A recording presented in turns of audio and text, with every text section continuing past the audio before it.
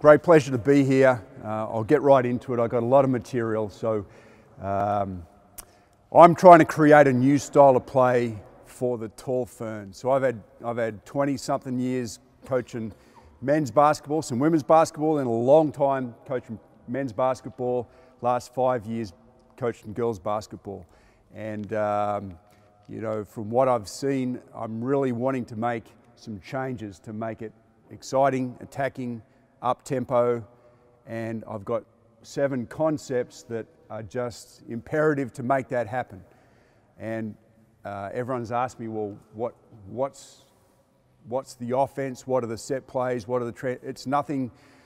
That could be anything.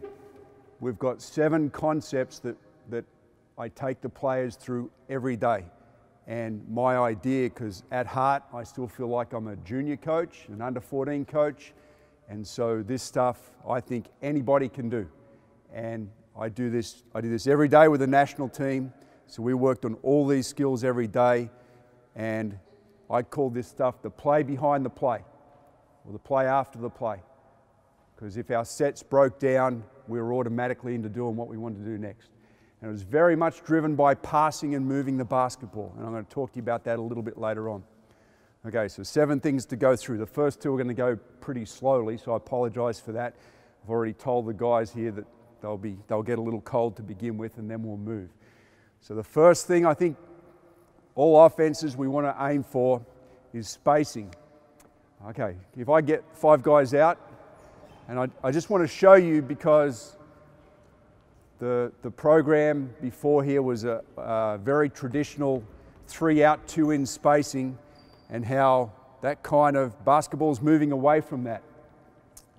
So give me a shooter, a 2-man and a 3-man in the corner, and a point guard guys up here, and a big guy at half court, and my other big guy out here at the wing, my 4-man. And you're my 5-man? You're 4-man? Okay. Thank you very much. Okay. So I'm going to show you 3 different formats with spacing. So this would be very common in transition. Right? Fill the corner, and you can see there's no one in the paint. There's no rim runner in transition. Right? So basketball's moving away from that. So our point guard would come down, and often we're looking for the biggest player, our post guy here, to run down and hit the top of the keyway here, and then to left turn and start to move up. So his backside is to the corner of the court over there, and for the point guard to drive what we would call downhill off the screen. So it's like you're not going across the court, you're driving downhill, and now our big guy's rolling to the basket, and other things will follow from there. But the point being is the spacing. So come back again. You can see how open the floor will be, and our other post player is this guy over here. So I want to play with that spacing out of transition, and there are different things that we do, but we need to have someone who can shoot here, someone who can shoot there, and a shooter there, best ball handler, post player. Right? That's as advanced as it may get. All right? So a lot of things will start there, and they'll come back to that point. So you don't have to do the same thing, but my concept is you want to aim for as much spacing as you can possibly get. Now, if we go through the course of our play after the play, our motion offense, we might get to, at any time, 5 out. So let's say move someone there to the top, someone there to the wing. You go over there to the wing for me. So everyone knows what 5 out may look like. And the thing is, it's easy to create 5 out, but then whenever you run any of your action, 3 guys end up staying in here. So the point is, when you cut inside, you have to get out as quickly as you get in. So if the guard threw the ball to the wing, say just ran a basket cut, and now you're going to exit to an open spot, have a look, where is it? We need that guy to get out as fast as we can. So 5 out would be a very common way that we try to respace the floor. Now guys, if you could go to 4 out and 1 in, 4 out, 1 in, put our big guy in. Okay, this is usually the harder alignment to get right. So we want to create a top pass. So this area here, directly off the elbows, we call that the slot, S-L-O-T. So if you come up to the slot there, and you guys come up just above the bend in the line, post guys stay. All right, and the difference with this spacing is that if this is the ball side, and you come up to here, there's your slot off that elbow, is that the side that the ball is on, we want the postman opposite the ball. All right, so again, you can see that there's plenty of driving room, plenty of cutting room for this player here to operate. Okay, so I've showed you a transition spacing, 5 out spacing, 4 out, 1 in spacing with an open postman, and you have to work very hard to get that. And as we move the program away from a traditional 3 out, 2 in, this is how basketball's been played a lot more now. Okay, thank you very much. Now I need my big guy to stay with the ball, if you can get a ball. Thanks, guys. Second fundamental. Okay, I said we need 3 players to be able to shoot the ball. This guy in the corner, that guy in the corner, and our other postmen over there. We need 3 really good three-point shooters, as well as our ball handling guard and our big guy that can roll to the rim, all right? So we have to have a way that we can develop that. Now, developing shooting should be a priority for all of you. And it's one of the most difficult skills for a coach to get a system or an idea of how you can shoot that well. So I get limited time that I can get together with the players, and I've got veteran players and I've got emerging players. But you know, back home I've got professionals and I've got ones that are trying to be professionals. So how do you get away? I want a universal method that I can help people with shooting, and that I can have every coach in the country that's helping the next player hopefully become a national team player. So what are the key things? What are we really looking for? The first thing is something we talk all the time about. I picked you for a reason too, because I was watching you shoot beforehand, all right? So don't get too nervous, you'll be fine.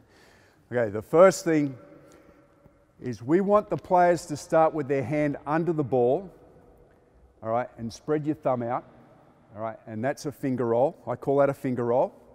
All right, now turn the ball into a shooting position. Now you can do that with anyone, so that's the first thing that the coach can do. Now the second thing is we want our players to figure out on their own how they can rotate the seams of the ball so the seams stay straight and they spin fast. So from finger roll to there, can I get the rotation where the seams stay straight and they move reasonably quickly? So just do that. Perfect. Keep going, show the coaches. Now, that doesn't happen for everybody. All right, and if the ball is not released from your hand correctly, you'll have side spin. All right, the rotation will change. So on the finger roll, just check and see that the seams are straight to begin with. Aim for a little of extra stretch out of their thumb. Turn the ball around. Now, for guys, it's a little bit different. I'm coaching girls now. They'll tend to have a lower elbow lift because they've got less lower body strength. That's okay. The first thing is still look at rotation of the seams. So try it again. Okay, excellent. Now, second point when you're teaching shooting is learn to shoot the ball straight. Okay, so in Australia, the greatest shooter we've ever had, our Kirk Penny, was Andrew Gaze. So Andrew Gaze, when he shoots the ball, his index finger is going to the center of the basket. Lauren Jackson was our greatest female player ever. Her middle finger is going to the center of the basket. Now the shooter I like most in the NBA is Klay Thompson, and when he talks about shooting, it's his index and middle finger together. They're a fork, and he wants to get the shooting fork going directly to the basket. So the common phrase for all of those wonderful players is your shooting finger or fingers must be straight to the rim. So we get very consumed about the position of the elbow and those sorts of things, but now we start finger roll, we turn the ball up, we're aiming for rotating the seams, but now if you just shoot it, and we'll let it bounce, shoot it up. Okay, now hold it. So I picked my man out here before because when he's shooting the ball, you can see his index finger or his middle finger is pointing over here towards 2 o'clock. And when he has a very common shooting error, so I'm hoping I can help him, just relax, that he becomes an inside out shot and hand follows through over there. So what we want to correct with his release is to get index, middle finger going directly to the rim. We want him to experiment and find out, am I an index finger dominant guy, a middle finger dominant shooter, or do I use both? But everyone's got to find their shot. All right, now we want to get them shooting consistently towards the basket. All right, now we need to have our wrist behind our hand, our elbow hopefully behind our wrist, our shoulder behind our elbow. That's all in one dead straight line, down hip, down knee, down foot. And that's a great way that you kind of reverse engineer your shot. So instead of building it from the ground up, you can build it from the top back. And that's called shooting a straight line. Now you can be a parent and do those two things, know nothing else about basketball, or a beginning coach. How can I help my shooters get better? Well, do they rotate the seams, or are the seams crooked? And when they shoot it and let it go, do they have a dominant shooting finger or fingers, and is everything on a straight line back? And you can see that. It's just an eyeball test. Okay, the third thing, and our other biggest issue with shooting, is this baby here. All right, the guide hand. All right, sometimes referred to as the devil's hand with shooting. That can't have any impact on the ball whatsoever. So when I ask my man to shoot here again, finger roll, keep that hand off the ball. All right, and we want to get a straight line and rotating the seams. And then when we go back and we add his guide hand to the shot, so just shoot your normal shot now, shoot it in the air. We're looking for two main culprits. The first one is, does he turn his guide hand and flick with his thumb? So he becomes a thumb shooter with the guide hand. And second thing, does his guide hand follow through as well? And there'll be some degree of follow through, but we don't want it to be extreme. So we're looking for a poor influence on the ball by the guide hand. So how do we fix it? And you'll be able to see as well. So if we just do our one hand shot again and shoot it. So we want to keep the same look, and now he's dead straight. He's shooting a straight line. So when we go back to the shot again, now add the guide hand as we turn it up. All right, and he's got really big hands, so we've got to find a position where he's not obscuring the ball, but just go and shoot it again. And hopefully we can see that the guide hand has had no influence on the ball by thumb flicking or following through. So that's pretty good. But what do you do? Because most of us, when we shoot, we have some sort of problem. Okay, so the ways that we correct that, turn it up again. A couple of things you can do. You can start just with fingertips. So take your thumb off the ball and just put pads of fingers on there. Or maybe you can just do 2 finger pads on there. Or I think I've got one. A really good trick I do all the time is to put a coin between his thumb and middle finger. So you've got to hold there. And now you've got to shoot the ball and hold that coin into there. So shoot it, and you can see that the guide hand is taken off the ball. All right, so why invest in shooting form? Well, we want a golfer, a pro golfer has a putting routine, a driving routine.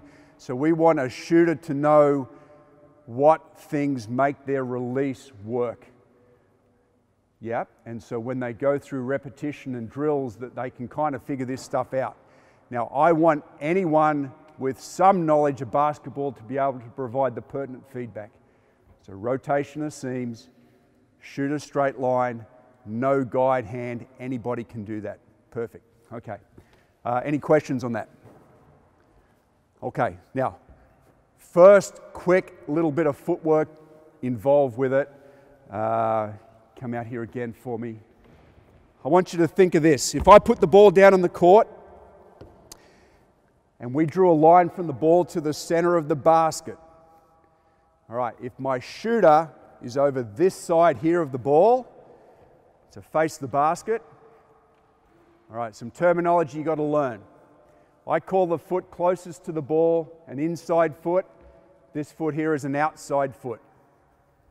All right, so his left foot is outside foot, his right foot is inside foot. Now, just if you could run over there for me.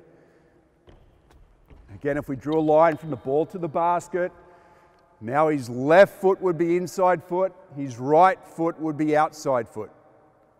Okay, when you catch and shoot, I think it is best to learn to catch and shoot by having your outside foot. So do you know which one would be your outside foot there, right or left? Here is the ball, basket line. Excellent, good boy. So his right foot would be his outside foot. So run back over here. And it's important that you're able to, the players can communicate this to you. So which is your outside foot? Left foot. Okay, now he knows. So that foot, when we learn to catch and shoot the ball, is, we call it an anchor foot. Because like a ship's anchor, we want that solid and already on the ground. There's a lot of stuff you can go and watch on YouTube where guys are doing all sorts of fancy things, but for 95% of players learn to use an anchor foot. So if we had that foot forward, now you can just split your right foot back. And it's great for players to learn to split their feet when they're getting ready to catch and shoot the ball. So the coaches can see, just go down to the baseline for me. Okay, so which is your outside foot relative to the ball? Beautiful. Now if he splits his feet, all right, now show your hands and you're ready to shoot. And I throw the ball and we catch, and then hopefully we're learning to rotate the seam, shoot it straight, do all those kinds of things. All right, but I need to set that up as far as terminology goes. Now, I'm just pedantic about all those things with the national team. The players have got to demonstrate that to me, that they've got fundamental footwork and that I can see what's going on with their release of the ball all the time. Okay, thank you very much. Guys, if I can get the rest of you out here. And we need a couple of basketballs.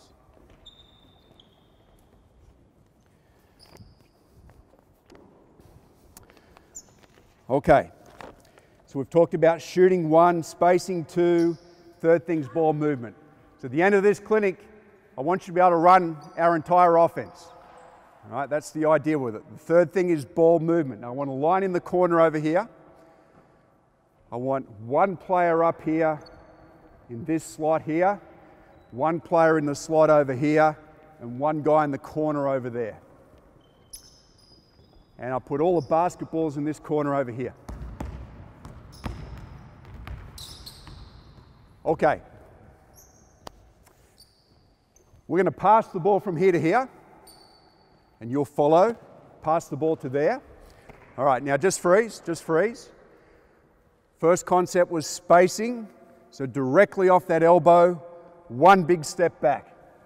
So you got to find that spot for me, directly off the slot, right there, one big step back. Now because we're not warm, instead of a corner shot, I want you to move it into the short corner. Okay, now, because you're learning my language here. So if you draw a line between the ball and the basket, which is your outside foot, which is your inside foot? Okay, outside foot. And who can tell me what that outside foot's called? Starts with an A. Anchor. All right, so we've got to have our anchor foot down. So split your feet, have your anchor foot down. Which is your anchor foot? It should be forward. Right, so here. Good. And you've got to kind of be a bit of an athlete. And I would split your feet a little bit further. All right, that's the idea. All right, so you're going to hit the ball to there. And now you have to learn to shoot. Oh, you're a lefty. Great, so you're used to pivoting on that foot. Yeah, perfect. So you'll shoot it, you'll sprint to that spot, you're moving to there, and the ball's coming along. So just do it a couple of times so we get used to the drill, and shoot it, and move the next ball, and move the next ball, move the next ball. Good, keep it going, keep it going, keep it going till we get through. Get everyone moving here a little bit. through, good anchor foot.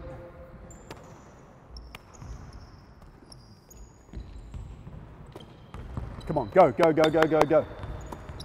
Go, go. I want to get right back to the start. Get you guys all loose. And freeze. We're back to the start. So just go down to here. Right. I'm not very complicated in the approach, but good fundamentals win the game. They always have. So right now, for the age and strength level of these guys, they're passing the ball like maybe they're an under 12 girls team, like this, so not very good. So we want to, boom, I want the ball to move. Our first concept, our spacing has broken down because all these guys are creeping back into the 3-point line.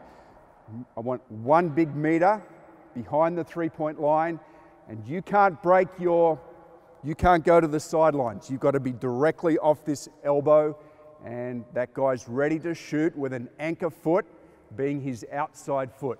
So this time through, guys, the ball's got to really move. Now these passes are going to be numbered, and this will have a relevance later. So when the ball gets thrown to there, throw the ball really hard. Great job. Now put the ball back. Now, I don't care about the type of pass right now, but those passes moved. And so we asked our players to learn to rotate the seams when they shoot. To build that awareness, I want the guys to rotate the seams when they pass the ball. So see if you can keep them straight. Do what you did before. Perfect. Throw it back to him. Can we keep those seams straight? So that you become aware, you rotate the seams to there. Can you rotate the seams to the shooter? Perfect. Now throwing the ball back, you rotate the seams back to him. Great. I love what we're doing. So now when you're ready to catch and shoot the ball, he's going to feather that pass right to your hands, rotate the seams. So when you catch it, you don't really have to adjust it too far, so you can rotate the seams when you shoot. So that's a drill. Right? And I don't care in a game, you've got to catch it and shoot it however you catch it. But in our drill work, we can get really precise with how we want the ball delivered. So just go back to here.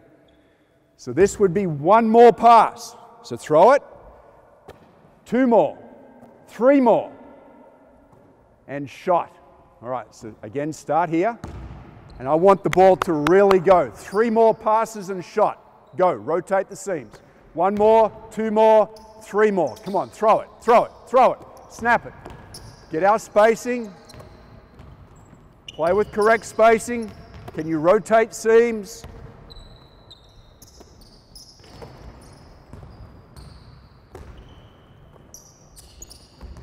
Come on, move it, move it, move it. Snap it, snap it, snap it.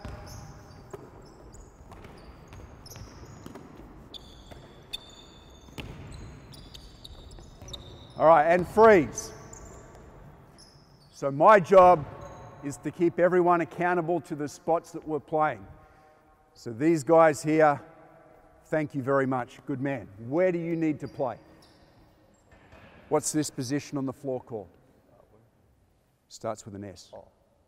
S-L-O-T. It's called a slot. A slot. Oh. Yeah, directly off here. All right. Now he didn't know that. And it's really important that he does know that, because the angle of the pass that this guy makes on the catch, being here or being here, can make a monumental difference. So we've got to be very demanding about how we teach the spacing. So guys, do you understand? You're not to drift here to the wing. I want you a meter back, at least a meter back from the 3-point line, and directly above that elbow. And you guys have got to hold your spots in the corner. All right, ready, go. 3 more. 1, 2, 3. All right, go back again. Go back, go back.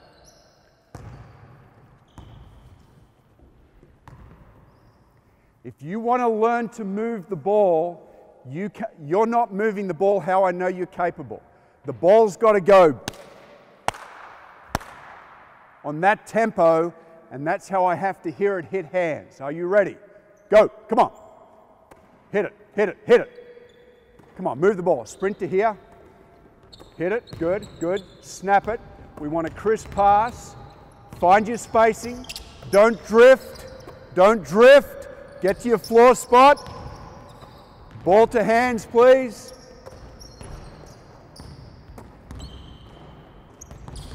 Feather that pass right to the shooter's hands.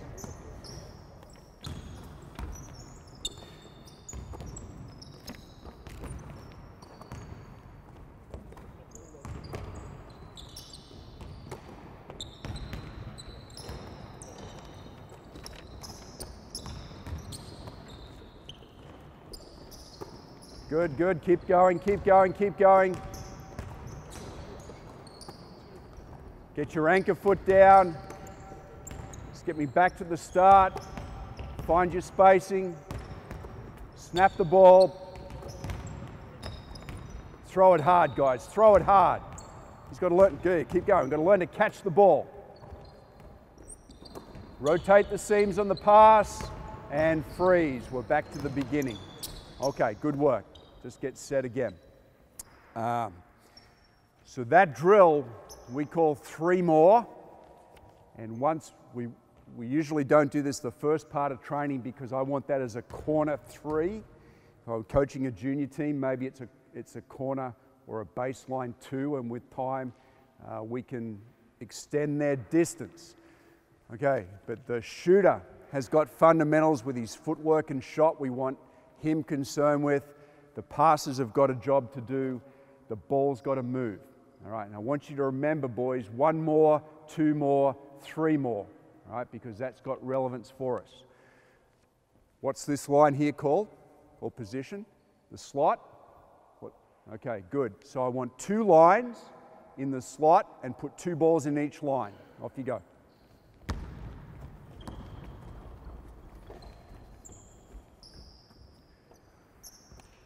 All right, now, assuming I had the ball here, what's your inside foot, what's your outside foot? Perfect. So your left foot's your anchor foot, split your feet and ready to play. What's your outside foot? Right foot. So you've got to split your feet with your right foot forward, left foot is back and ready to play. Okay, so we want the players to be anticipating the play. If you stand up straight for me, and I never want my players to catch the ball and they're straight-legged, because I never want them to catch the ball and now make a decision about what's going to happen next. So we have 2 ideas that we've borrowed from the NBA because I love how the Spurs and the Warriors play, and the 2 ideas we've pinched. The first one is 0.5, right? And 0.5 means that you've got half a second to make a decision. Do I shoot? Do I pass? Do I dribble? I know I haven't got a stopwatch. I'm not going to time it, but the idea is kind of an instantaneous. Do I shoot? Do I pass? Do I drive? Now, I knew when I was learning to play the game, coaches used to tell me you had a 2 count. So you had a full 2 seconds to figure out what you were going to do. Now we say you've got half a second to make that decision. So the way that we teach that is to say you have to have your anchor foot down, so you're prepared, your feet are split, and the first thing that we want to do on our catch is to get our eyes up to the rim. Because if I get my eyes up to the rim, I know that I've got that shot, I can judge the closeout and rip it and drive it straight away, or I know that the defense is set because my eyes are on the rim, I can see the court, I can move the ball. Okay, so left foot, boys, this side, right foot's your anchor foot, that side. The decision that we've got here is a rip and go, a rip and go. So from that position, I want you to go through 1 each. You're going to rip it and drive it with 2 dribbles and do a layup. Rip it and drive it, 2 dribbles and do a layup. Get your own rebound, take your ball back to the opposite line. All right? Just going to go straight down the line here. Left hand layup, right hand layup. Okay, off you go.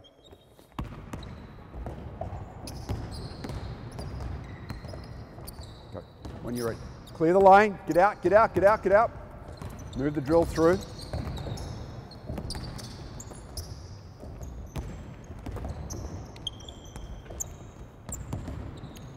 Yep, think about your foot.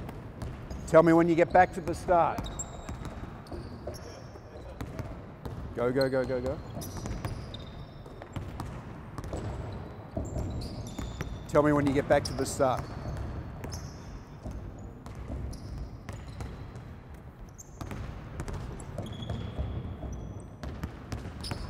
Okay, cool. All right. Coaches, what did you notice?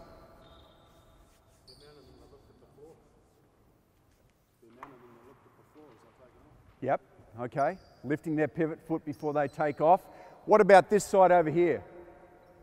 Anything you notice? Right, they nearly all use their inside foot. Why did they do that?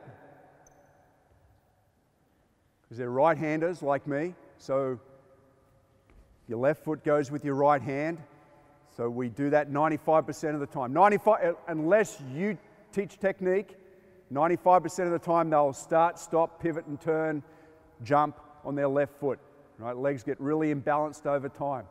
I want a really complete player that can play off both sides of their body. Right? Can drive or cut, right or left, catch and shoot, stop and start. Now you've got something exciting to work with. Now this is possible. And again, that's why I love Clay Thompson, because that's exactly what he does. So boys, coaches were telling you, you were changing your pivot foot. Here's how we split our feet. There's my anchor foot. That's my pivot foot. When I rip and go, I'm pushing off that foot. Now that creates a crossover step on my first move. And I want you to know why that's important. What's your name? Lockie. Lockie, okay. Whenever I play one-on-one, basket's behind you, Lockie. All right. Lockie's defense, basket's behind you. I always want to create a relationship where I've got ball, my body, defender's body. And if on my first step I can get shoulder to hip with that relationship, then chances are I can get by, I can take contact in a foul, right, so I can score. And I never travel if I do that, because if I cross over my pivot foot, I'll always get the ball to floor before my pivot foot lifts up. Right, if I don't have that relationship, so if I drive in an open way, now the ball's exposed to the defender. It's a weak movement because I'm not using the big muscles in my legs and back to go. I'm not a sprinter, I'm just using a side step, a groin step, and chances are the ref in FIBA rules will call a travel. So as much as we can, we want to learn to cross step with our first move. So let's come back again. This side, we need to think about it. All right, a couple of other little cues for us. How do we turn into a LeBron? How do you turn into a Kobe? Unbelievable with how he would do this move. So this is what I tell the kids. Imagine that the basketball talks. If the basketball talks, listen to the ball. Hold it there, strongly. Elbows out, hold it. Now split your feet, bend your knees, be an athlete. Listen to the ball, listen to the ball. It's right up in here, it's protected. Listen to the ball. I can't, strong with it, right? Play through the contact here. Now, when we go to rip, put your arms down straight and rip the ball so your hips come down and the ball's off your shoelaces. Now that cross step goes and I'm driving it strongly. Now, I would implore that you do this with every level of player to learn to be an athlete in the one-on-one play.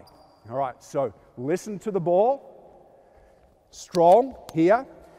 Arms go straight on a shoelace rip. So you have to learn to drop your hips down. And on that crossover step now, don't step out. Just step right beside my foot. His shoulder should be coming down to my hip. Now you're in a strong position to drive and score. All right, let's go through it. One time each. Off you go. Shoelace rip. Listen to the ball.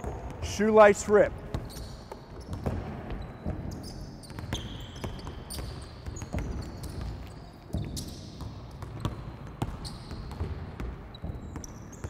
Rip. Arms down, straight arms. Big guy, straight out. One each side, yep. Good, rip across your pivot foot. Don't change your pivot foot. Anchor foot down, anchor foot down. Left foot there, right foot here. Where do you begin? Where's your spot on the floor?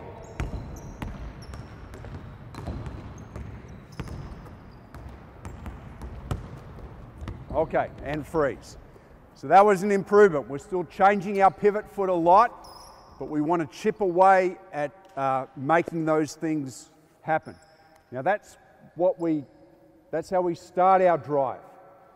Now coaching the girls is a little bit different in some respects from coaching the boys, because the guys will get in here and they'll throw it down, or they're stronger so they can make contact and score it.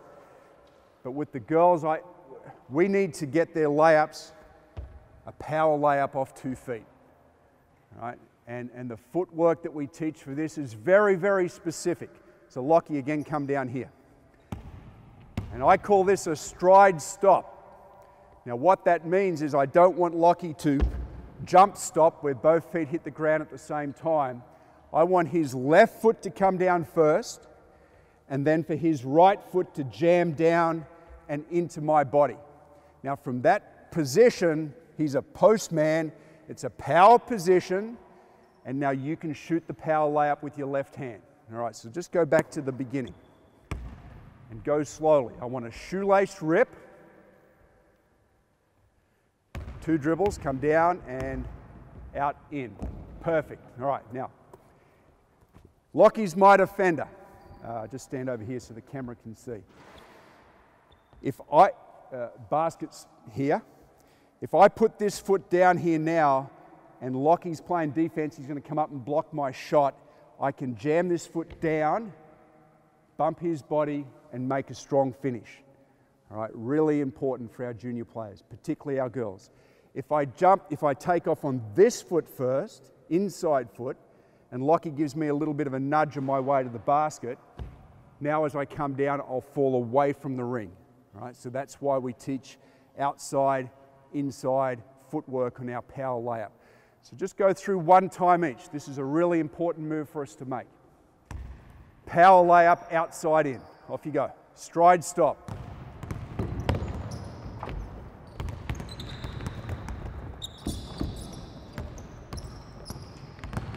And just try and get a shoelace rip, remember. Shoelace rip.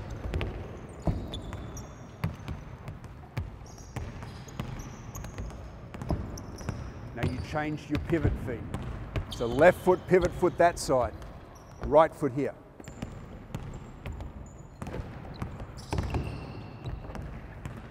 All right, and freeze there, freeze there, freeze there, freeze there, freeze there. All right, my man, you go back and do a power layup over there for me. All right, so remember that term, a stride stop. So let's do our rip and stride stop, but don't shoot it. Don't shoot it. Drive it in. No, come back, do it full speed. Don't shoot this one.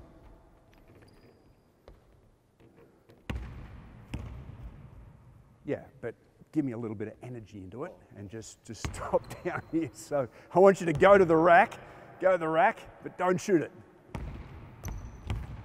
I want to see the coaches outside in, for the coaches. Come on now. Put you under a little bit of pressure. Drive it. Okay, you travel. I'm pedantic. It's got to be, this is your whole foundation for your game. All right, here we go. Excellent. Freeze there, sit down. Now think, this is a power position. Now this is really important for the style of basketball we want to play. Because most of you will drive the ball. I bet if I come and watch you play, you would drive the ball, and no matter what decision the help defense would make, that they're going to go into a shot or they're going to just try and throw the pass. Now we want more decisions than that. When the ball is penetrated down to here, we want this player to be like the point guard for the offense, even though they've picked their dribble up. All right, so once we get to here, and what's your name?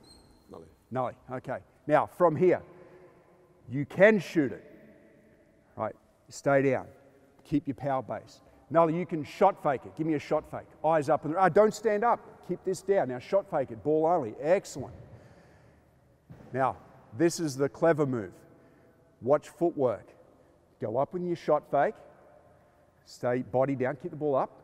All right. Now, I want you to pivot 180 off this foot. No. Keep that. That's your pivot foot, because that's the foot that went down first. Now pivot to face half court. No, the other way. Good, but do it wide. here, shot fake, pivot, great.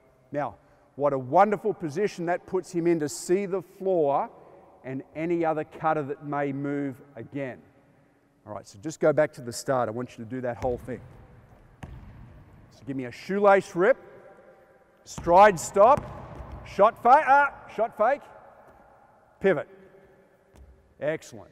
Now from there, we'll do a range of things, but the first shot I want you to make, and you'll be a little bit closer in, is now just go up and lay the ball in. Just push it off your shoulder and lay it in. All right? Everyone have a go. Change your footwork on this side. Good, good, good. Rip it across. Shot fake. Yes, good job. Good. Keep going through. Now watch, if you watch the NBA or you watch pro basketball, watch the really good, clever point guards in the lane or good post players in the lane. All right? This becomes a staple move for them. They learn to keep pivoting.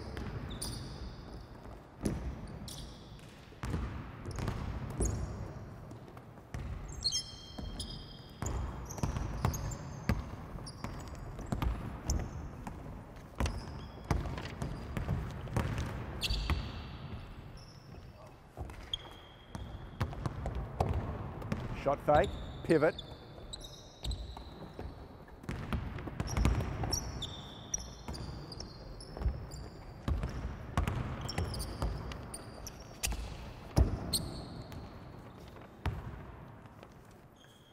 Okay, now move one line over to the wing, one line directly in the middle at the point, and one line over the wing there. So we've got 3 lines now, boys.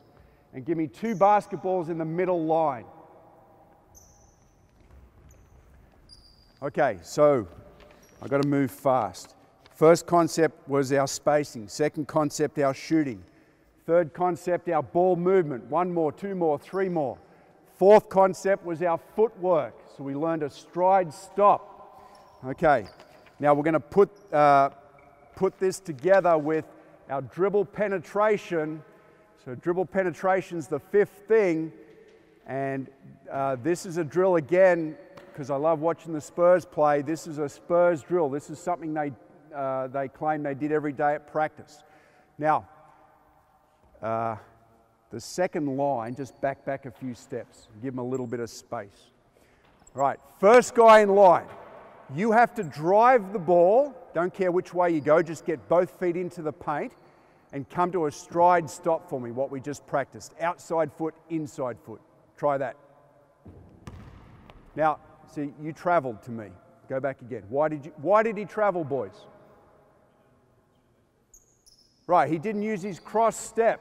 So he was really weak to begin the move. And if I'm a good defender and I'm here and I see you take that open step and I'm right here onto the ball and into your body, far better that you're here, you learn to play off this foot, now rip the ball and get your shoulder to my hip, and now I've got a job to guard you. All right, so I could spend a lot of time with that, but I've got to move for the coaches today. So give me that good takeoff and stride stop in the lane. All right, how many dribbles did I ask for? 2. All right, so I want you to get right down here like you're going to drive it and dunk it. Drive it, drive it. Excellent. Now, look at the basket like you got a shot. Here comes the big guy over to help. Pivot away. Pivot away. Perfect. Now, you can hit either one of your teammates. Don't care which. So say you throw the ball to here. First rule is our spacing. As quickly as you get into the paint, get out of the paint and find air at the 3-point line. Like here, you're underwater. Find air at the 3-point line. So where could you go? Where's open? I don't care where you go. Good boy. Sprint right to there. How long do you have to play? Do you remember how much time? Half a second. All right. We want you to rip and drive without traveling straight away. Go, go, go, go. Find your stride stop. All right. Pivoted the wrong way. All right. Into here.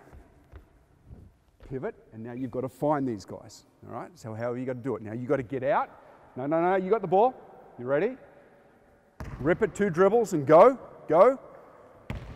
Stride, stop, and pivot, and find the open man and get out. Horrible pass. Leg before wicket. All right, go. Stride, stop, pivot. Good. Now, you guys out here, get your feet ready. Anticipate the pass. Catch it, rip it as hard as you can, stop, kick it out. When I say shoot, the next guy who catches the ball is going to shoot the ball and the other two guys fly into rebound. So start with the ball up here, move back to the wings. You can start. My man, you can start over here. Ready, Spurs drill, off you go. Come on, get out, rip it, rip it, rip it, rip it. Get into the paint, kick it out. Good, get out, get out, get out, move. Rip it, go, go, go, go. Don't wait. Hit it out, next player shoot, next player shoot. No, no, go, go, go, go, rip it and go. Don't wait, just rip it really hard. Fly in, rebound, rebound. Next three, go, go, rip it. Get into the paint, 2 hard dribbles. Get out, quick, get out, don't jog out. Sprint out, turn, hit anyone. Go, go. Good, get out, quick, quick, get out.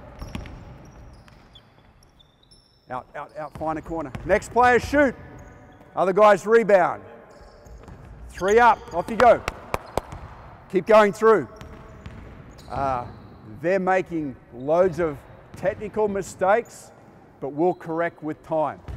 So with 3 players or with 4 players, we can teach the instant decision on the catch and the rip, and we can work their footwork so they're under control at the end of the move. Now, usually I would make the final player shoot the ball, but I might designate a different finish. And then we would create more layers of complexity with the drill. So whatever level of basketball you coach, this is a fantastic drill to put all those elements together, and it's called Spurs drill. All right, last group, you ready? Rip it through.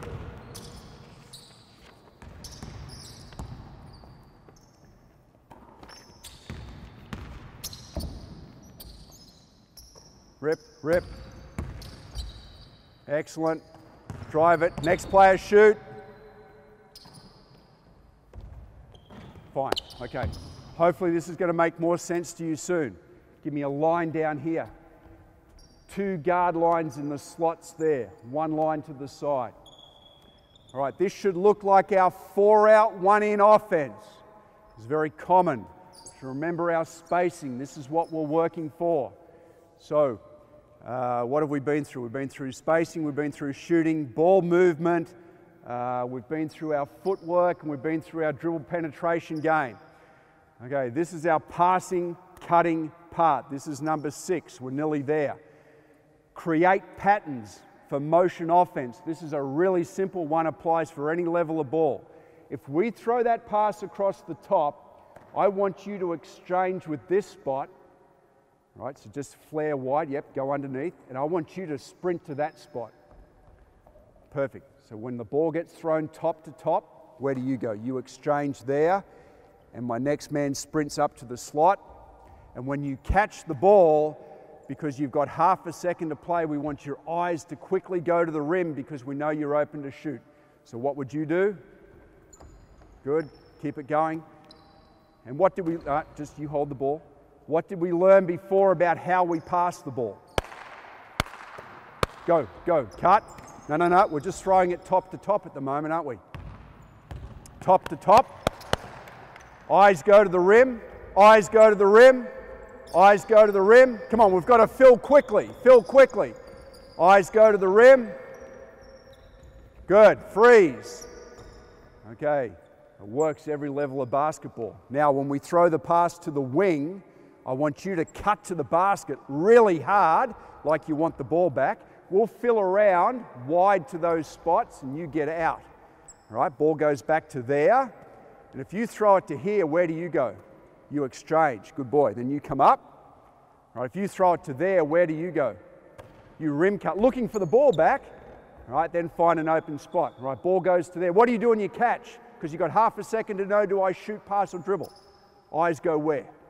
Eyes go to the rim. All right, move the ball. Where do you go? Good. hit it, cut, exchange quickly. Eyes go to the rim. Eyes go to the rim. You can throw the pass to the side as well. Get through and fill. Eyes go to the rim. Eyes go to the rim. Good. Good. Next 4 boys, go. Go. You guys get off.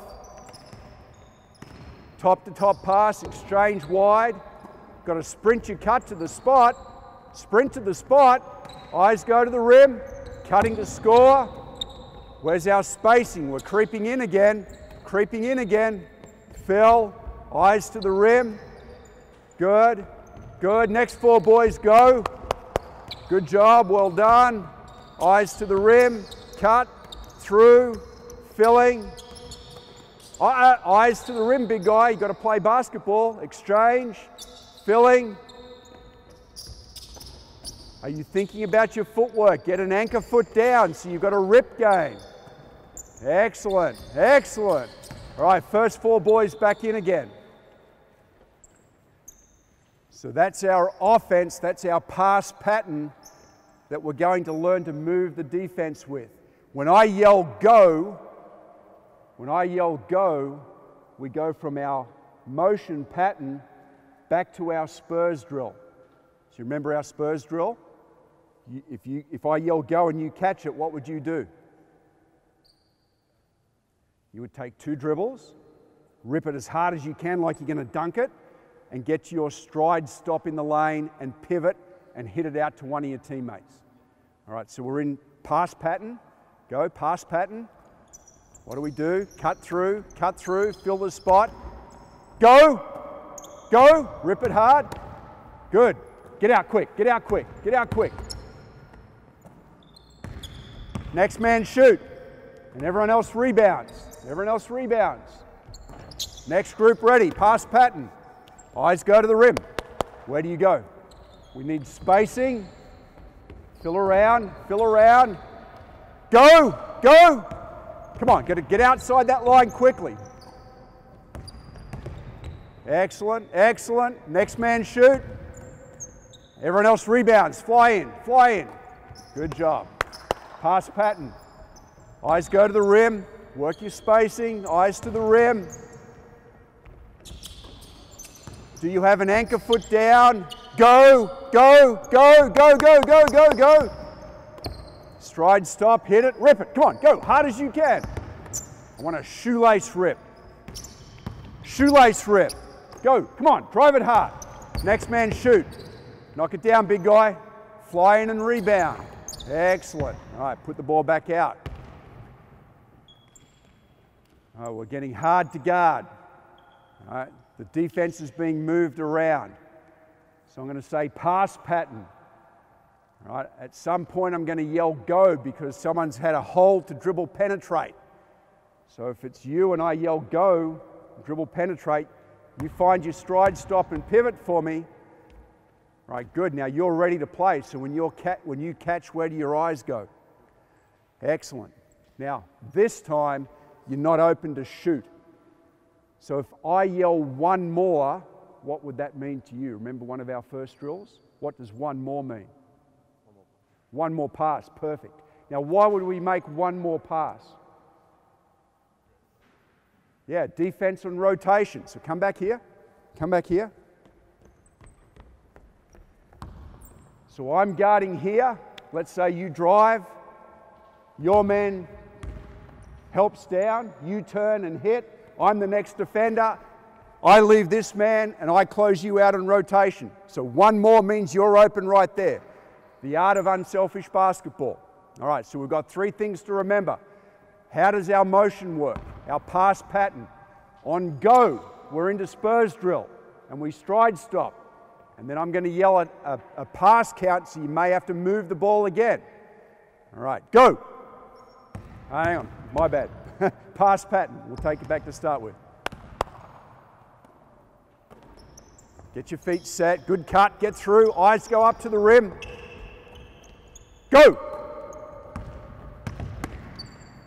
Rip it hard, rip it hard, rip it hard. Rip it hard. One more. Drive it. All right, not bad. Ready?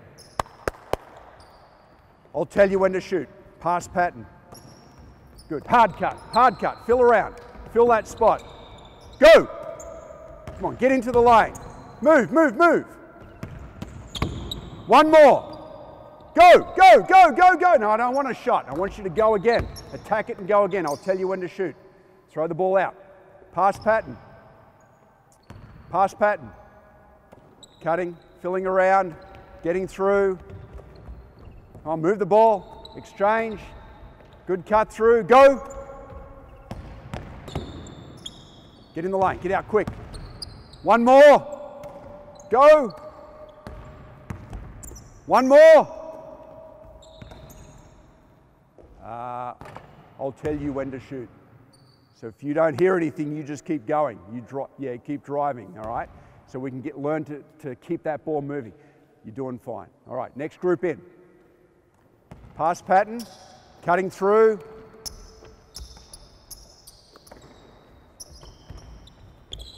Go. One more. What does one more mean, big guy? All right, someone's rotated to you, so you've got to learn to throw two more. What if I said two more? Two passes. Three more, three passes. All right, last example because I'm running out of time. Pass pattern. Exchange. Where do you go? Exchange, create movement. Move the split line of the defense. Kill their shell drill. Everyone practices shell drill. Go! Come on, rip it hard. Two more. 1, 2, go. Three more. 1, 2. Rip it. Next man shoot. Excellent. All right, now we're starting to play some ball. Last two examples. Off you go. Pass pattern. Come on, guys. Cut to score. Make that ball move. Make it move. Exchange wide. Work for our spacing. Go. Two more. 1, 2, go. Drive that closeout. One more. Drive the closeout. Drive it. Two more. 1, 2. Next man shoot. And rebound. Last example. That was excellent. Making good progress. Pass pattern. Pass and cut.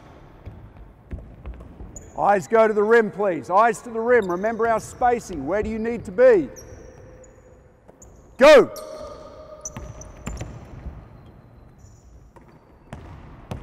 Good rip. Get to that stride stop. Come on, rip it hard. Get to the paint. Rip it hard. Get to the paint. Two more. Go. Get to the paint. Two more. 1, 2. Rip it. Next man shoot. Excellent. Well done. Fantastic. All right. Now, very quickly, last two concepts. So get ready to go. The next level I would build that to is something that we call a second cut. All right, so let's say we've got a pass pattern, cut, exchange, come on quickly. Eyes go to the rim, exchanging, and freeze. All right, so put the ball to there. So if you fill a spot and defense wants to come with you and deny, the first cut you made didn't get you open. So we should make a second cut and go to the basket. All right, now maybe you could dribble to that spot and he could come up. All right, now throw the ball to here. If I said go, what would that mean? Go, you're driving the closeout. Come on, drive the closeout. And stride stop. Good, now freeze. Now you see this with the Warriors all the time. The ball comes into the post, which is where it is now. So this guy doesn't want to help down off Steph Curry, right, and help on the post.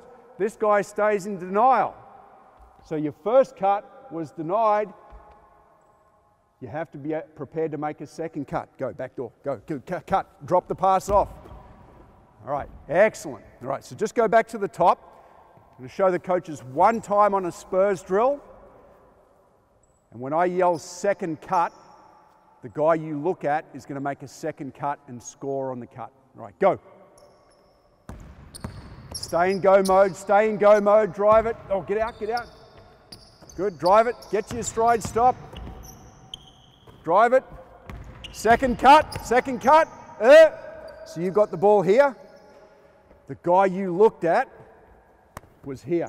That's who you were playing with. What does second cut mean to you? I'm playing here. All right, go. There, drop it, drop it.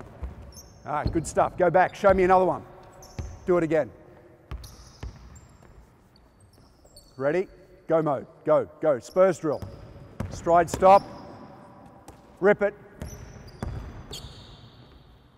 Second cut. Fantastic.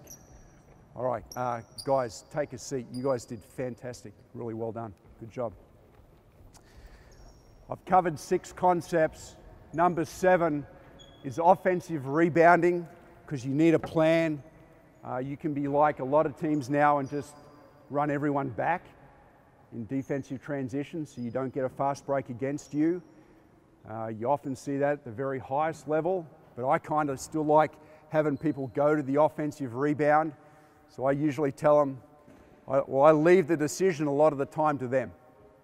So when I go up to shoot the ball, the other 4 players, my teammates, either you're sprinting back or you're crashing as hard as you can go. There's no in between. You're either an offensive rebounder or you're helping the plan for defensive transition. And that's number 7. So our entire offense, and you guys can now run my offense. You've learned it in an hour.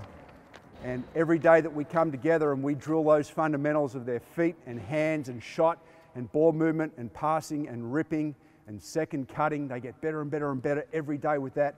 It's really simple. And the thing is then, after they're competent at that, we'll have 2 or 3 little plays. And when the plays inevitably break down because people scout you and all that sort of stuff, that's what we really want to get to anyway. I'm sure I'm out of time, LK, so apologies to Dave as well, man. I'm sorry about that. I just tried to squeeze all that in. Are there any quick questions? Before I start, I want to go back to what Coach was talking about. The fundamentals, the footwork, the shooting, all that. See, none of that stuff changes from elementary school to our guys. The fundamentals never change. So I thought what you did, that applies to every level. That's terrific stuff. Stride stopping, the shooting, all that's great. This is, I think, my 39th year coaching, and I started with the little guys, 9th graders all the way up through, and nothing has changed. The fundamentals are the same at every level. The only difference with our guys is they're bigger, faster, stronger, and they get paid a lot more money. But other than that, the fundamentals stay the same. So that was very refreshing, Coach, to hear that. That was terrific. Please write this down because I'll forget. My email. If there's anything I can send you that I can help you with, please don't hesitate to reach out. It's D, then my last name is SEVERNS@clippers.com. dseverns@clippers.com. If you're interested in anything that we talk about today, or offense, player development, philosophy, practice, anything that you're interested in that I can help you with, I can just send you the files if you email me, or if you just have questions. And while we're going through this stuff, if you have any questions, if you say, hey, Coach, stop, I don't understand, please don't hesitate to ask. We good? Any questions before we keep going? All right. By the way, this guy right here is we met maybe 2 or 3 months ago? No, October last year. October, okay. And anyway, he went to college at the same hometown that I grew up in, so it's a coincidence I walk in the gym in New Zealand and there he is, so it was really cool to see him. My topic today is going to be pick and roll defense. And there's many, many, many different ways to defend pick and roll, and I think it's important that you at least have the 4 basic ways to defend it. And so I'm going to talk about the way we do it, most teams in our league, the way they cover it.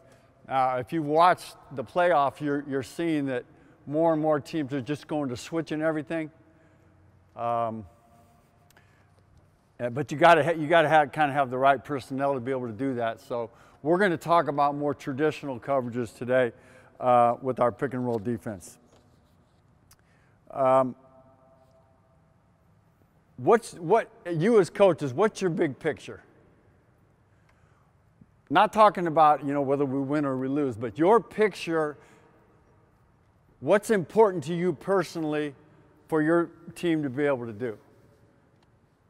I think you should at least have 3 things right off the top of your head, that these 3 things are really important for us to do. So be thinking about that in terms of big picture.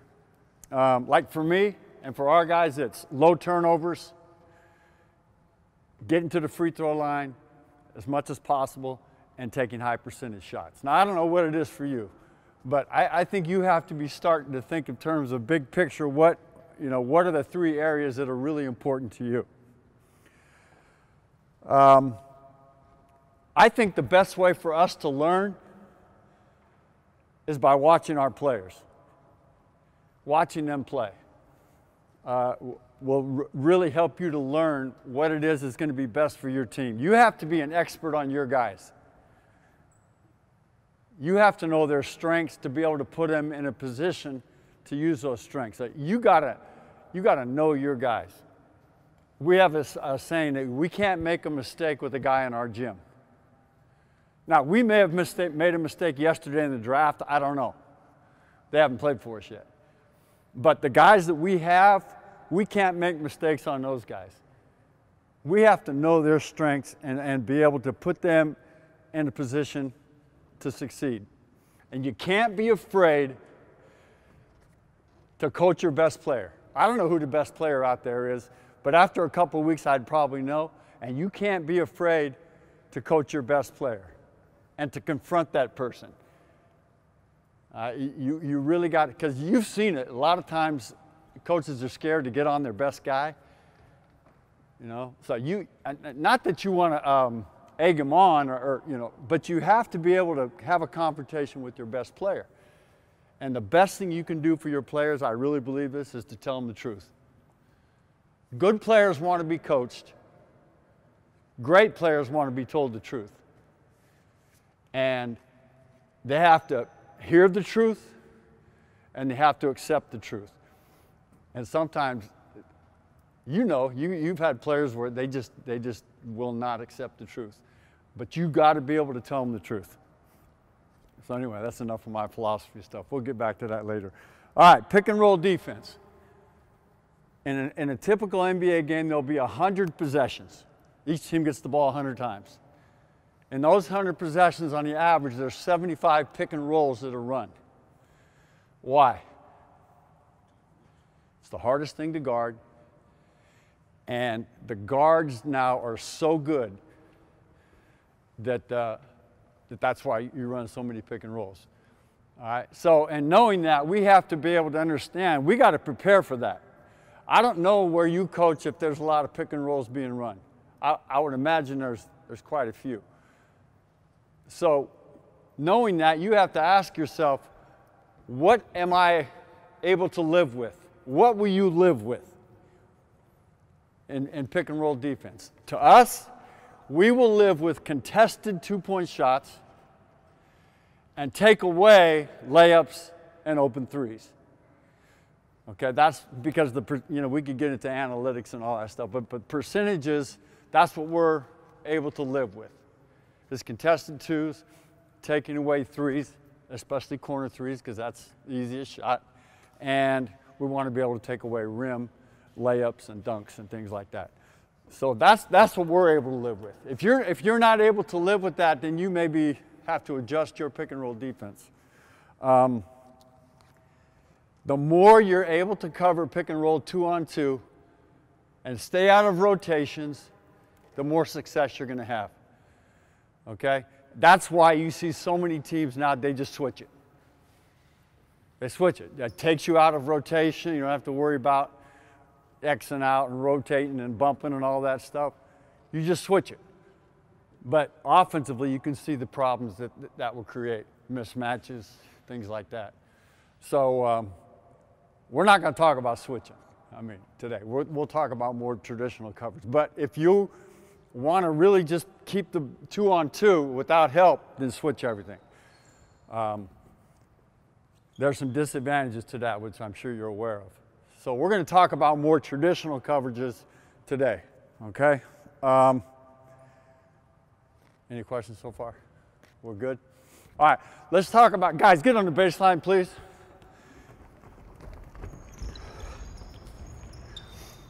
The three types of pick and rolls that we're going to talk about today, and the three most common, anything from this elbow, okay, draw an imaginary line up to half court, and from this elbow up to half court. Anywhere in this area, we consider a middle or a high pick and roll. Okay, so anytime the ball is in this area and the pick comes, we consider that a high pick and roll. From this area down, if the pick happens anywhere in here, we call it a side pick and roll. To us, that's what we consider a side pick and roll. If the screen comes up from the baseline like this, we call that a step-up pick and roll. So those are the three areas that we're talking about: middle, side, or step-up, depending on where the ball is and where the big comes from. The first thing you have to ask yourself is what's your underline? Underline. In other words, at what point on the floor do you want your guard to go under the pick regardless? Okay, if the screen's way up here, that's obviously an under. For us, it's one step above the free throw line. Our pickup point is about right here. We don't want our guards picking up the ball way up here, because if they get clipped off, there's too much room for the guys to attack, and the players in our league are too good. You'll never recover from that. So what's your underline? Okay, at what point do you always want your guard to go under the screen? You have to determine that. And your pickup point. Our pickup point is one step or two steps above the free throw line. If I'm guarding the point guard, I want to be starting about right here. Okay? One of the things that you'll see backup point guards do, backup point guards, they don't play much, maybe 15 minutes a game. We want them to pick up full court, because, dude, you're only going to play 15 minutes, okay? You're not going to get tired. So we want you to pick the ball up full court, turn them once, and then get back to your pickup point, okay? So when you see backup point guards come in an NBA game and they're not picking the ball up full court, they say, what's wrong? Come on, man. All right? You're only going to play 15 minutes a night. We really want you to pressure the ball, make the guy turn once, and then get back to your pickup point. Okay? It's not, the starting point guards, if you make them pick up full court, they're going to revolt. You're going to have a mutiny on your hands. All right? They're going to go call the union rep and say, shit, man. Coach is making me pick up full court. I'm making too much money for that. I can't do that. Okay? All right. So those are our three types of pick and roll. Understand where you go under. Now, there's three parts to every pick and roll. Every pick and roll. Three elements that you have to have. Okay? Your coverage. What's your coverage? Now your coverage is the two guys involved. That's two guys. Guy guarding the ball, guy guarding the screener. That's your coverage. Okay? The second part is the protection, which is the other what? You got the coverage with two players, you got the protection with what? Huh? Three. So your protection is the other three guys. And where are they? The third part of pick and roll defense is the recovery, or the rotations out. Okay? So you got the coverage, you got the protection, and you got the recover after the rotation. Okay? So no matter what type of pick and roll or where it is, those are the three parts of it.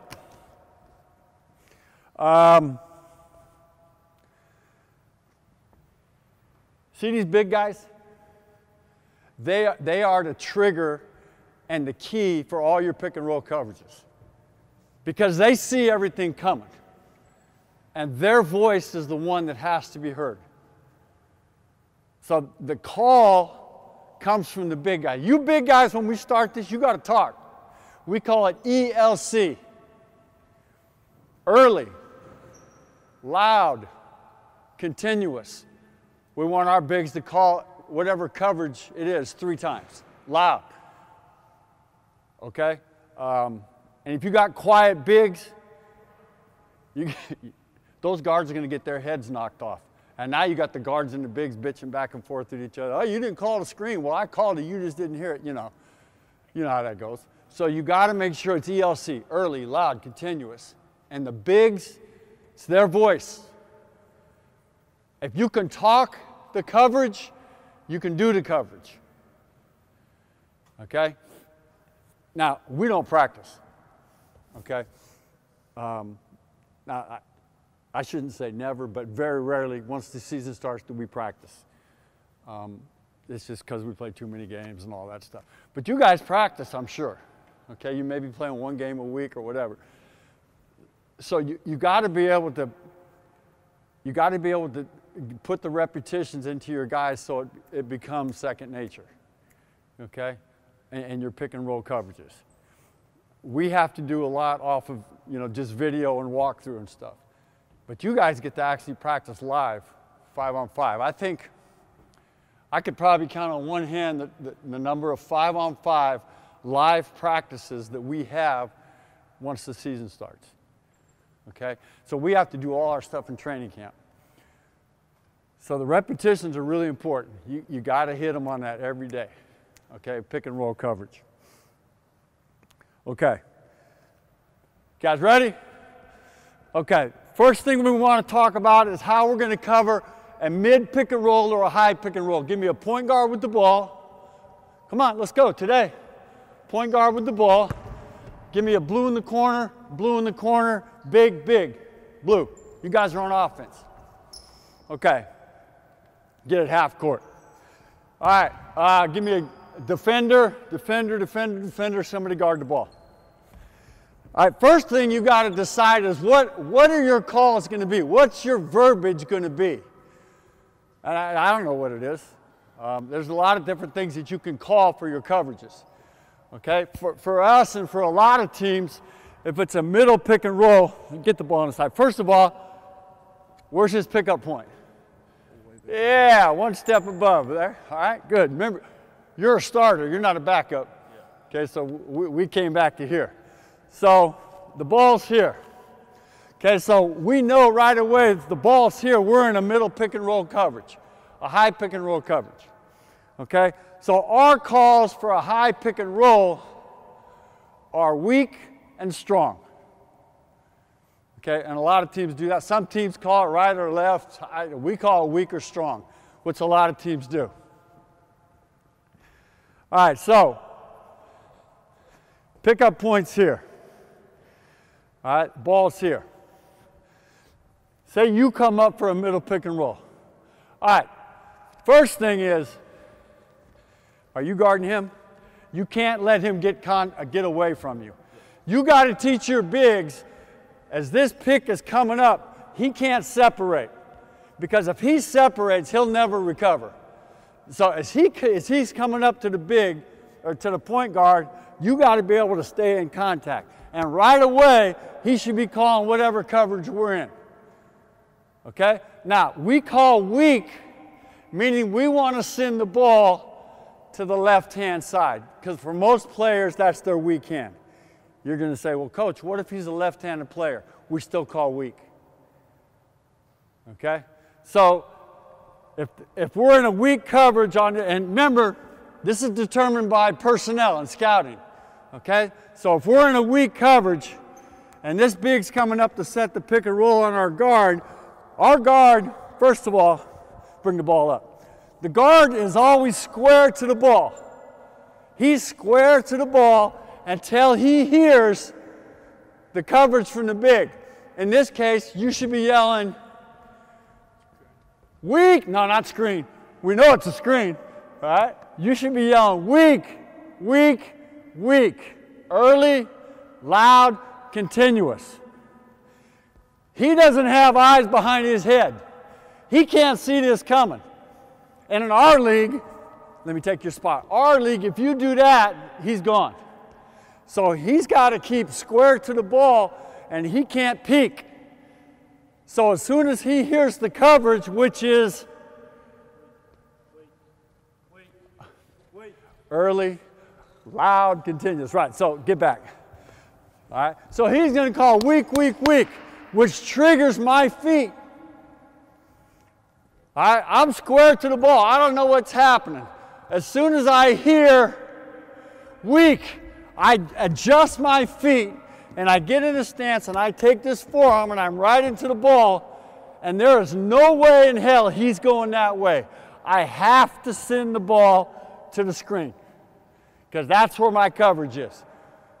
Because he just told me weak, which means I send him to his left hand. Okay, so I'm square. I hear the call. My arm is right into his hip. I'm lower than the offensive player. That's what you got to teach your guards. You're square. What's the call? Right there. And I'm into the ball. And I'm sending him to the screen. Now, where should you be? Let's talk about you.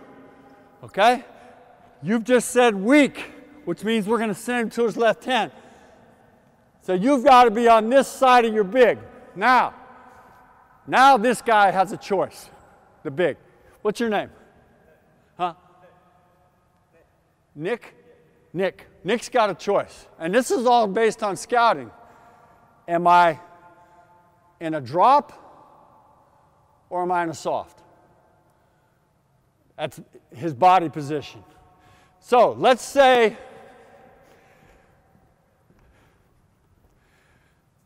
that's not a great shooter, not a great pull-up shooter. Okay, so we can be in what we call a drop. He's dropped almost to the foul line. Okay, because, what's your name? Q. Q? Yeah, just like the letter Q. Yeah. Q's into the ball. Okay? Q has got to be into the body, and he's got to force, screen him, okay? He's got to get his leg through, and he's got to drive through the ball.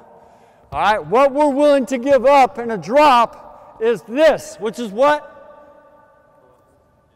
Contested 2, okay? We'll live with that, okay?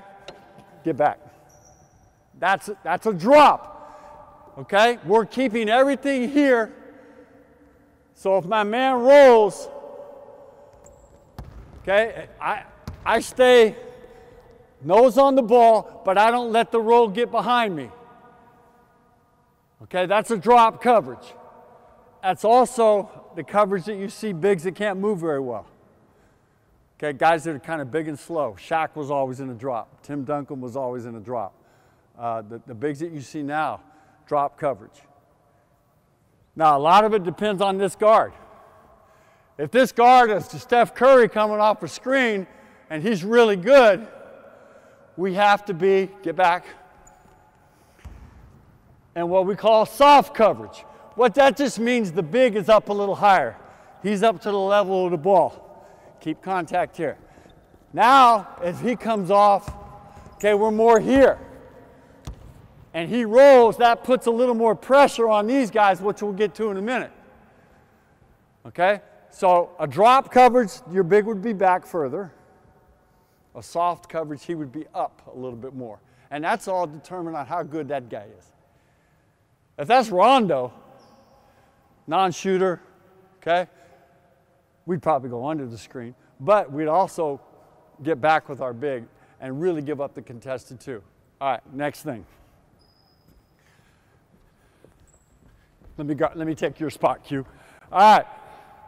What's my coverage? There. We'll just walk through it. Okay, he's back in a drop. Okay, he rolls.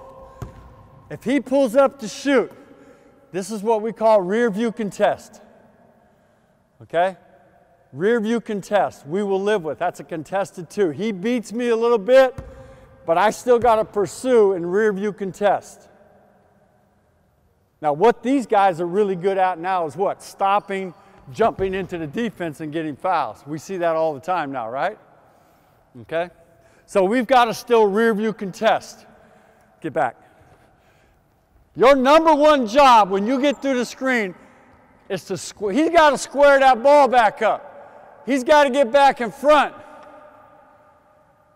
Okay? So let's run through it. Weak. Get back in front of the ball. Get back in front. Okay? Stop. You got to really work hard to get back in front of the ball. Okay? Now, you say, Coach, what if he never gets back in front? What if the guard is behind the whole time? Eventually, what must you do? You got to switch it. Okay? And there's a certain point on the floor where if the guard can't get back in front, he breaks it off and it's a switch. For us, that is the foul line. Let's walk through it. Weak, get over here, okay? We're in a drop. Now, stop. If the ball breaks the foul line and you're still behind, at that point, we switch it, you take the ball, and you got to go right into his legs. Okay, we'll get to the protection in a little bit. Okay, so you got to think in your mind, all right, at what point do we switch it? Okay, if I'm the guard guarding the ball and I see that guy's numbers in the back of his jersey, I'm never getting back in front, right? So that's got to be a switch. That's got to be our trigger to switch it. Okay? So that's what you got to be aware of. You don't want them to switch. See, the really good guards, the good defenders, can get through that screen and square the ball back up. We have one of the best on our team until he decided to go somewhere else. And he would get screened, but he would keep coming. And he would pursue the ball, and he was great at cutting the ball off. That's why he was first team all defense for several years. The guards that are soft and you don't want are the guards that get barely screened and they just give up. The little guy from Australia for the Spurs, he's tough. Let me tell you, he'll get through a screen and get back in front of the ball. Those are the type of guys that you want in your pick and roll defense. You don't want guys that they get barely screened and they say, switch. Come on, man. You got to pursue, you got to do the best you can to get back in front of the ball. At some point, you might not be able to get back in front, okay? But your number one job is to force the ball to the screen and get your butt in front of the ball, all right? Early, loud, and continuous. So now, if we want to send the ball the other way, we would call strong. Okay? If we, in our scouting report, have discovered, we got to send this guard to his right. He's not very good going to his right. Then we would call a strong coverage and we'd send the ball the other way and you would be on the other side. Is that right? Huh? Okay, you guys got that. Any questions so far? And we haven't even got to the protection. We've just gotten to the coverage. So that's middle pick and roll. What's your name? Fletcher. Huh? Fletcher. Fletcher. What if Fletcher's a total non-shooter? Can't shoot.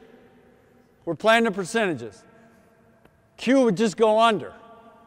We'd still call weak because we have to send him a certain way, but Q would now go under the screen.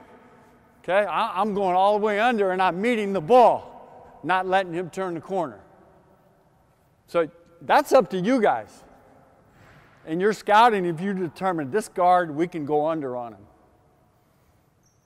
Okay, the bigs still have to call weak or strong so you know which way to send him. Okay, so get in a weak. Get in a weak. All right, the big's coming. Yell it. Okay, good. We're right in there. We're you roll. Okay, and there's our coverage right there. Okay, and get back into the ball. Okay, very good. So that's kind of our coverage with these two guys. Get the ball on that side. All right, now maybe we want to send him to his right hand. So what would we call? Strong. Strong. 3 times early, loud. Oh, no. Strong. Yeah. You see what he did? He just said, so now as soon as you're square, as soon as you hear strong, you're here, because we got to send the ball that way. Look, man, get over there. We cannot get rejected. You guys know what rejected is. He doesn't use the screen. Because there's no one there to help you. You must, when you hear his call, send the ball that direction. I'm telling you, that's so important. Early, loud, continuous. Adjust your feet, you're square.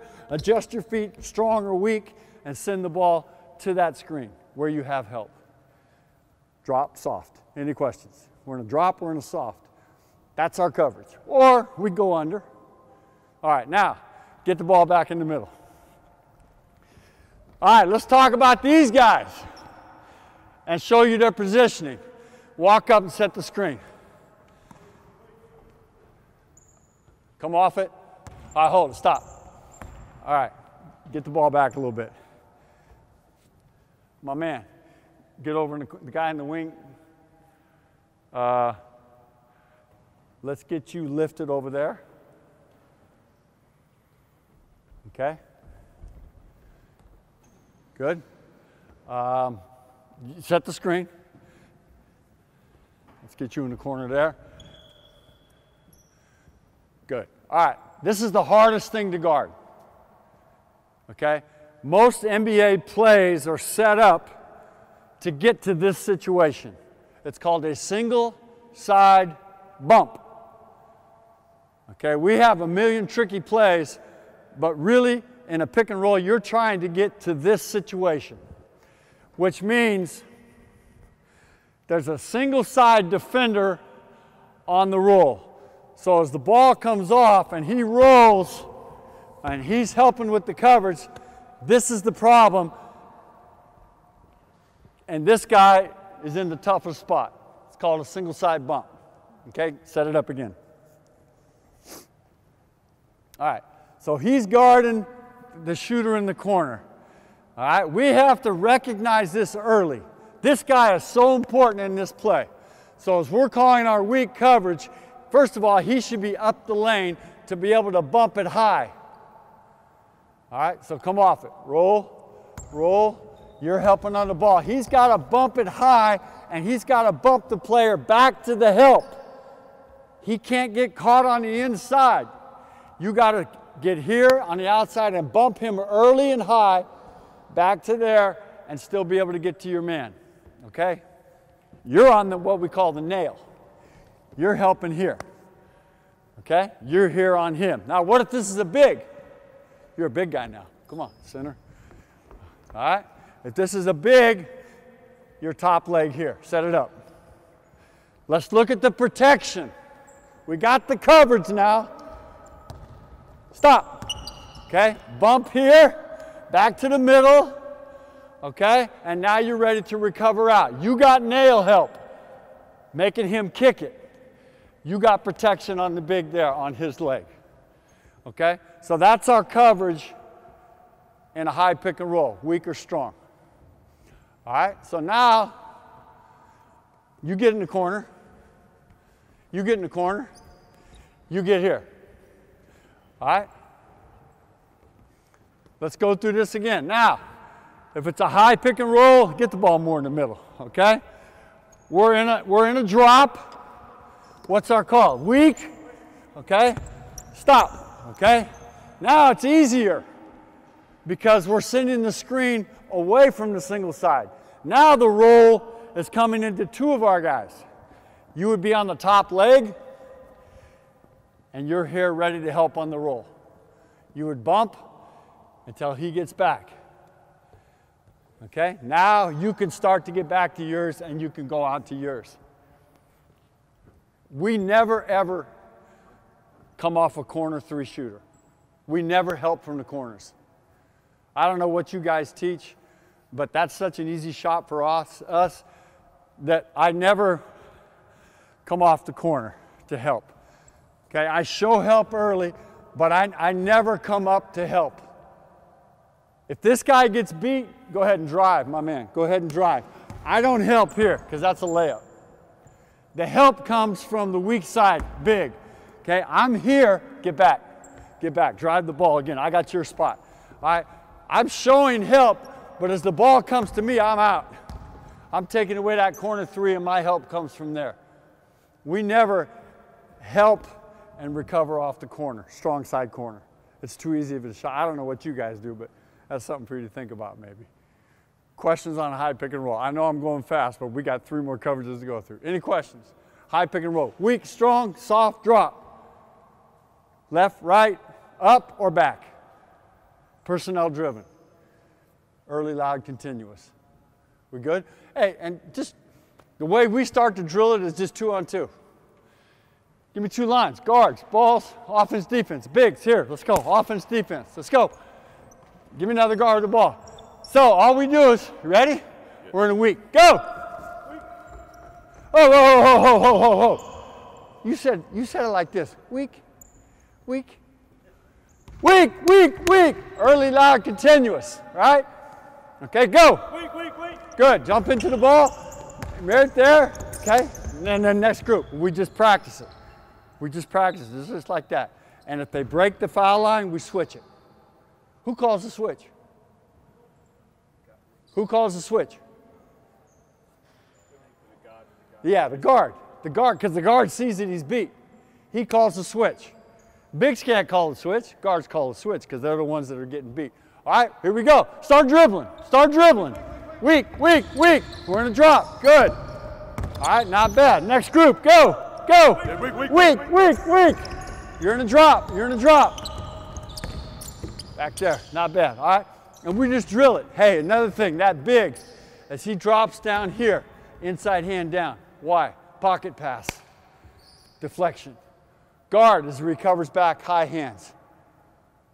Don't bail your guards out by letting them just keep switching. Switch, switch, switch. No, not switch all the time. Get through the screen, square the ball back up, get in front of the ball, stop the ball. Now, we keep a big on a big and a guard on a guard, and we've covered it 2-on-2, okay? So that's how we start it. Then we start this. 2 guards in the corner, hurry up. Then we go 3-on-3. 3-on-3 live. 3-on-3 live, hold it.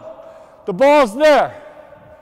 You should be here, stance, stance. We're in a weak, go, weak, weak, weak, roll, roll, roll. Okay? The cross grain, tough to guard, right? Cross grain. As that guard comes back across the grain and he hits the foul line, it's a switch. Do it again. Now I want the big to roll. All right? And you have to bump. And you got to be up here. And we're going to bump that big back to the middle. Here we go. Good. Roll, roll. There's the bump. Not bad, okay? We got a deflection. So you start building it 3-on-3.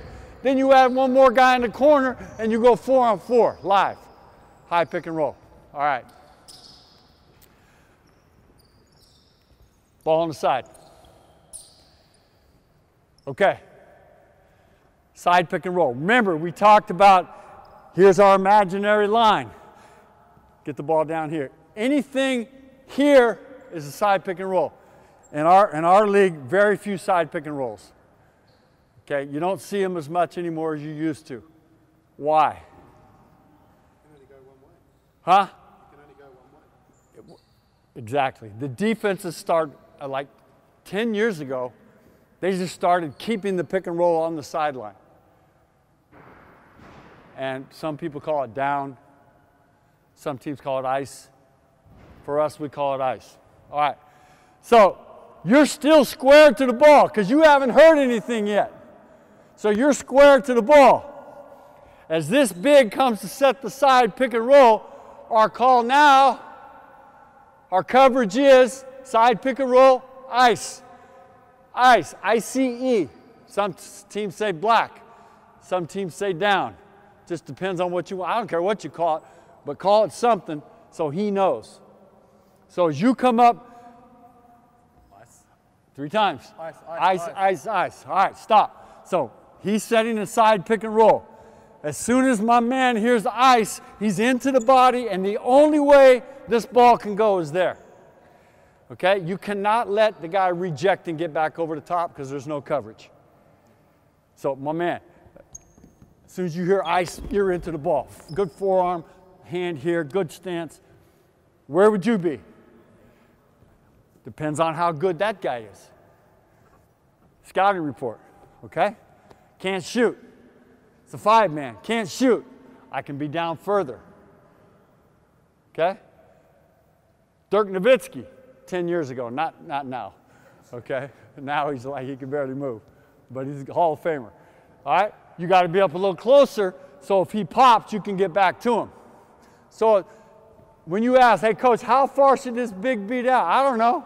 How good is he? And what does he do? Does he roll? Does he pop? That determines on how far you can go down. Okay? So we're in an ice.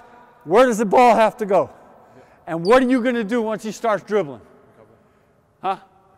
Get in front. Okay? You're forcing him there, but you're not just letting him go. You're forcing him down, but as soon as you can, you got to get back in front and square the ball, which releases you to your guy. So that's our ice coverage. And we just practice it. Ready? Go. Come on. Yell it 3 times. Ice, ice, ice, ice, ice. Good, good. Recover back in front. All right? Guard never got back in front of the ball. At that point, the big has to switch it. All right? So our rule is if the guard never gets back in front of the ball and this guy keeps going, that's got to be a switch. Now the guard goes into the big's legs. Get back in front of the ball and cut his ass off. Here we go. Good. Good, back in front, okay? And there we work on our rotation. Set it back up. Set it back up. Okay? This guard has to get back in front. Okay? Now, if I'm beaten and I never get back in front, okay, at some point I call switch and then I got to get into his legs. Okay? So, ball, big, big, shooter, shooter. Wing, wing, go, wing, wing, big. Let's look at the 5-man coverage. All right? So we're in a side pick and roll. You have to be on the nail, nail, vision, vision. Okay? Top leg of the big. Okay, you're the guard. Get on it. Now get on his top leg. Right there. And you are right here. So you guys don't have that 3-second rule, right? Defense. FIBA, you can camp in the key. So this makes it easier on a side pick and roll. Our guys, the big has to be in and out, 2.9 seconds, right? Or else it's a defensive 3. So, but you guys don't have that rule. So you can just be here. Okay, you're guarding him, but you're helping him. You're guarding him, but you're top leg here. Top leg. So you can get around on a skip pass. Yeah. Okay? So let's walk through. Side pick and roll. Ice, ice, ice. Okay? Stop. Okay, there's our coverage. You're ready. Okay, you don't let the duck in. You're on the nail.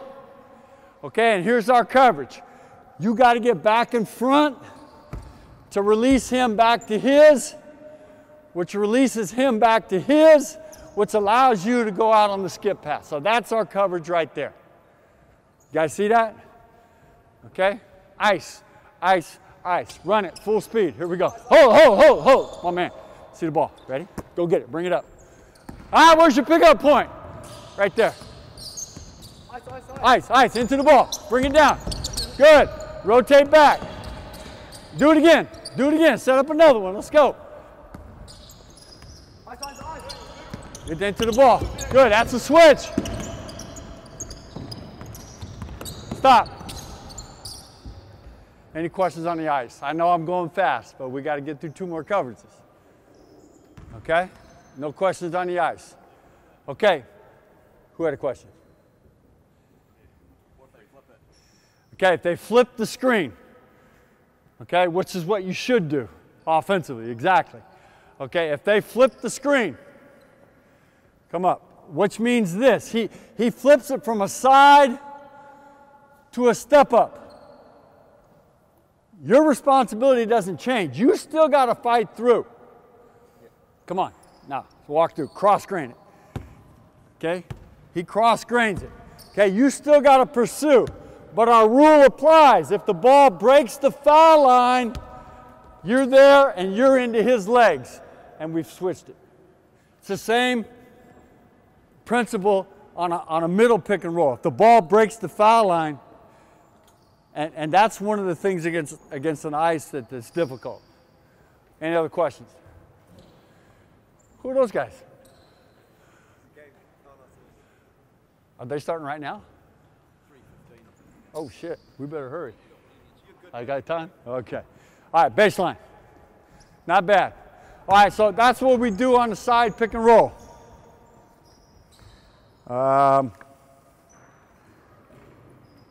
Okay.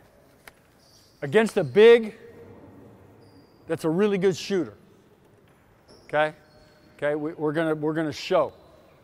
So, let me get a big at the elbow, offense, defense, guard ball here. Let's go, guards. This is more, how much time? 5 minutes? God dang. Man, shit, we got much more. All right, show means we have to send the ball to the screen, okay? So if this is a great shooter, come set the pick, okay? This is a great shooter. Our call is show. If we're in a show, you have to be up and have a hand on the screener's back because you're going to show out 2 slides, numbers to the sideline, and he has to go that way. You understand that? Okay, he has to go that way. Let's walk through. Show, hand out. You're under, your man. Bring the ball. Now, you're out, he's there. And we go high hands back to the shooter. Let's walk through that. Here we go. This is a show coverage. Call it. Show, out. We messed up. 2 slides, he'll go underneath you, and then your high hands back to the shooter. Go. Good. Stop. Now, give me another big on the weak side. Hurry up. Sometimes you may have to what we call pull the trigger. All right? This big pops and it's too far for you to recover. So when he throws it back to the shooter, you sprint right to the rim, you pull the trigger and cover his. Simple rotation. Let's do that. You ready? So we're going to show, you're here and help. Go. There's the show. He throws it back. We're pulling the trigger there, and you're back to the rim. That's a basic rotation, okay, on a show on the side, on the baseline. We didn't even get to the blitz. Blitz is a trap, okay? It's a great player. You got to get the ball out of his hands. You're going to blitz it. You're going to trap it. We try that with Curry. Okay, and we get the ball out of his hands. The problem is when it gets into another guy's hands, it's usually Durant or Clay or Draymond, and they just pick you apart. So you got to be careful with the blitzes because if the guard can get it out of that trap, you're at a 4-on-3 disadvantage. Now, you've gotten it out of the great player's hands, but you're also playing with fire a little bit if one of those other guys is really good with the ball. So I wish we could, man, I wish we could go through blitzes and all kinds of stuff. Okay, here's the thing. Who coaches young guys, high school? Okay? You guys have such a big responsibility, all right? They don't care. These guys could care less how much you know until they know how much you care. Okay, so coaching young kids, high school and below, is real. 20 years from now, they're not going to know what you taught them, but they're going to know how they felt when you were coaching them. You guys have, our guys, they come and go, they get traded, free agent, in and out. You guys have such a huge responsibility to coach these young guys. And I know I'm preaching to the choir. You know what I'm telling you. But if they don't know that you don't care about them, they're not going to care what you can teach them. So that's where you have to start with these young guys. It's so important, okay? And we don't know what they're bringing with them to the gym. For some young people, you are the only positive thing that may happen to them that day. We don't know what kind of shit they're coming with. Hopefully you do get to the point where you do know them, but a lot of times we don't know what they bring to them, to the gym with them. And you got to understand, we don't know what the heck's going on. So you got to grab those guys for 2 hours, and you got to coach them hard. You got to show them love. Okay, and they got to know that you care about them, because otherwise nothing matters. When we get our guys, the first thing you got to do is develop a relationship with those guys. Then when it comes time to MF them and get on their butt, it's easier for them to respond to you. And I know that you guys have a hard job. I've been there. You got 2 balls and you got 15 kids and you got no assistant coach and the gym's cold and this and that, and you only got an hour. I mean, you guys are up against it. But you guys are the most important, because you got the little guys and the young kids, and you're trying to, get them to think the right way. By the time we get them, usually it's too late. Okay, they're either screwed up or they're on the right path. Okay, we're not going to change too much. Coach, anything else? No, that's it. Thank you so much. Put your hands together, please. No, thank you. Thank you, Coach. Good, man.